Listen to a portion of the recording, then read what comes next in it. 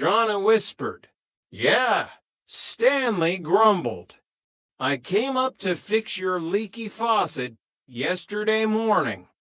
I saw the envelope sitting right there. I figured you left it for me, so I took it. Didn't you see the receipt I left under the toaster? They rushed inside. There, tucked behind a jar of Sordo starter, was a tiny, yellow scrap of paper. The relief was so overwhelming that Jack nearly fainted.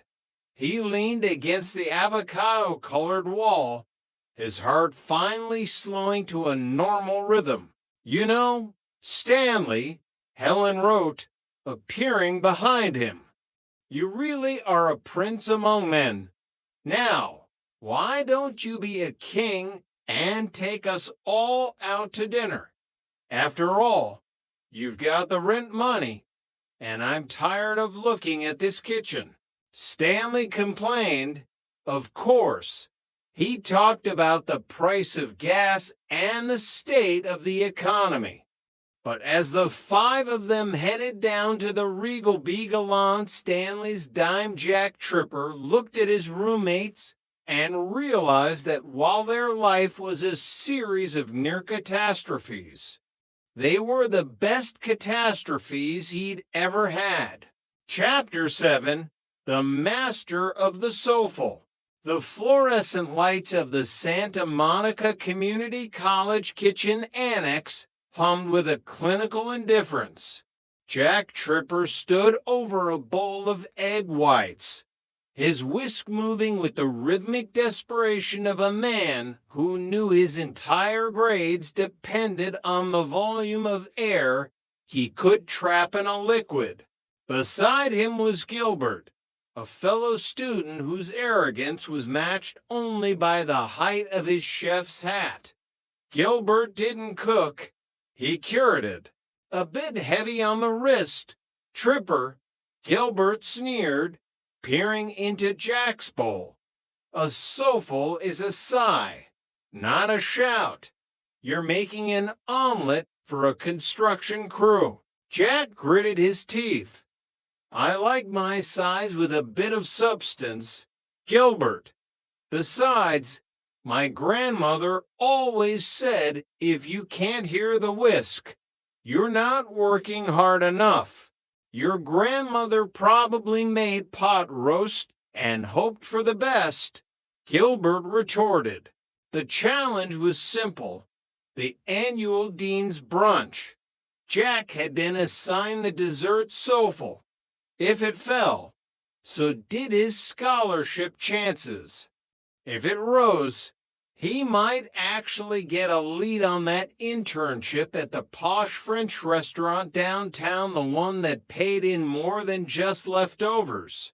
That evening at home, the apartment became a testing ground.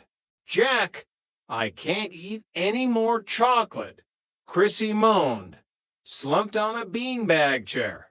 I feel like a human brownie. This is the 10th one, Jack, Jonna said, poking a deflated brown lump with a fork. It's delicious, but it looks like a mushroom that's given up on life. Jack paced the small kitchen. It's the oven. It's inconsistent.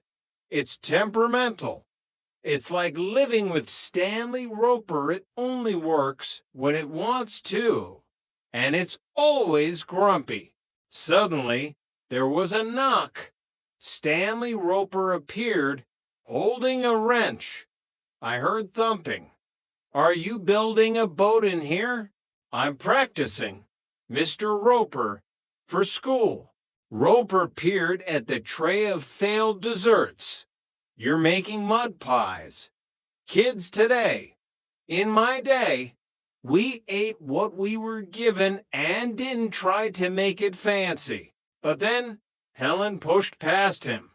Oh, Jack, chocolate. Is that for me? She took a bite of a particularly sad-looking soulful. Her eyes widened. Stanley, eat this. It's better than that cardboard you call toast. Roper took a cautious nibble. It's okay. A bit airy. Like your head, Tripper. But Jack saw an opportunity. Mr. Roper, I need to know. Is the oven heating evenly? I think the pilot light is flickering.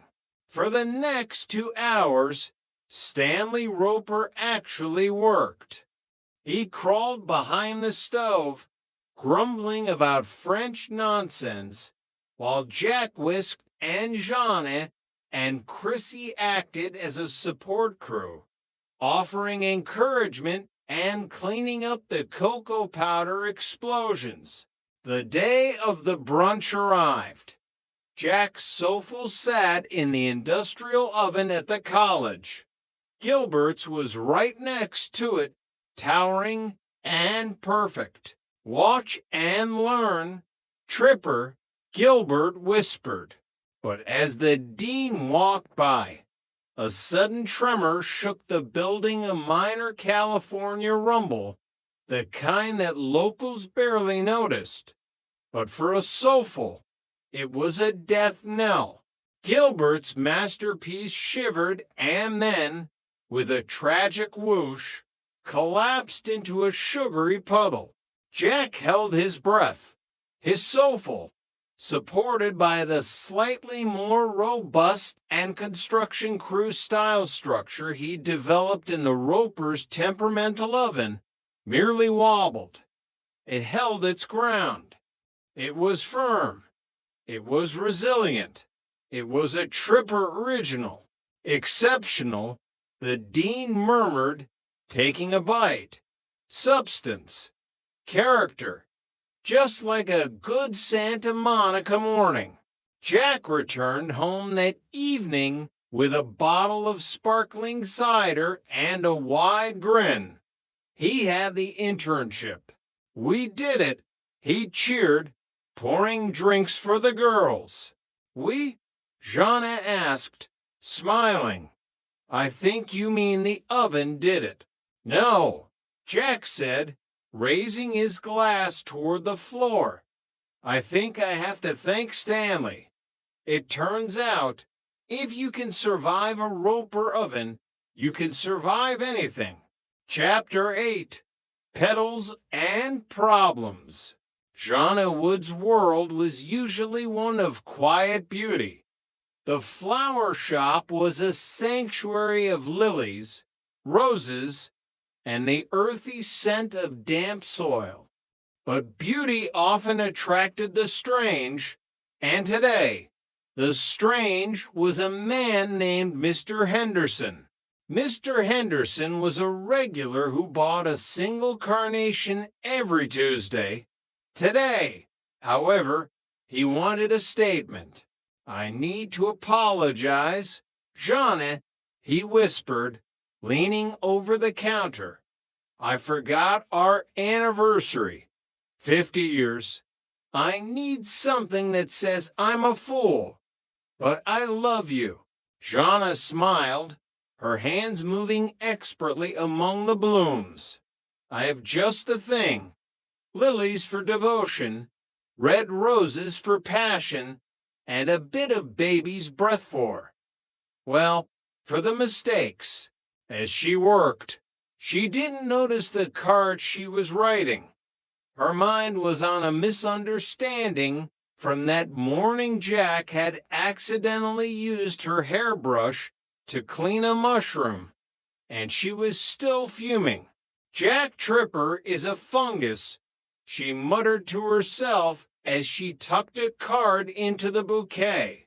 The next day, a woman burst into the shop, clutching the bouquet like a weapon. It wasn't Mrs. Henderson. It was a woman Jeanne had never seen before. Who is Jack? The woman demanded. And why are you calling my husband a Tripper? Jeanne froze. She looked at the card. In her distraction, she had written, To my dearest Tripper, you are a fungus. Love, Jeanne. It turned out the delivery boy had swapped the tags. Mr. Henderson had received a card that said Happy Anniversary. Don't forget the mushrooms, which his wife actually found hilarious. But this woman, the wife of the local bank manager, was not amused. It's a misunderstanding.